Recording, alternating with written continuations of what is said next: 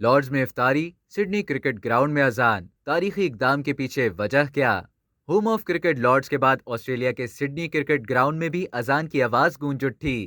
Sydney cricket ground میں سابق کپتان وقار یونس کے بھائی کامل خان نے عید ملن پارٹی کا اہتمام کیا، جو ایک انٹرپرینیور ہیں اور ایک کرکٹ اکیڈمی بھی چلاتے ہیں۔ سڈنی کرکٹ گراؤنڈ میں عید ملن پارٹی کے دوران نماز مغرب کے وقت اذان دے کر باجماعت نماز ادا کی گئی۔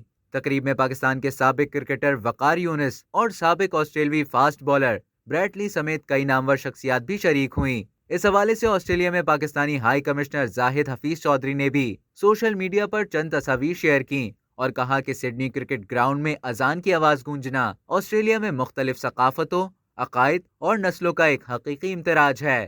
اس سے قبل انگلینڈ اور ویلز کرکٹ بورڈ کی میزبانی میں ہوم آف کرکٹ لارڈز میں پہلی مرتبہ افطار پارٹی کا اہتمام کیا گیا تھا، جس میں کئی اعلیٰ شخصیات نے شرکت کی تھی۔ یارکشائر کرکٹ کلب میں عظیم رفیق کے ساتھ ہونے والے نسل پرستی کے اسکینڈل کے بعد انگلینڈ کرکٹ بورڈ نے مثبت ثقافت کو فروغ دینے کے لیے ایک اہم اقدام کیا۔ اس تقریب میں عظیم رفیق کی موجودگی کے علاوہ جارج ڈوبل جیسی مشہور شخصیات نے بھی شرکت کی، جس نے اس تقریب کو 4 چاند لگا دیے۔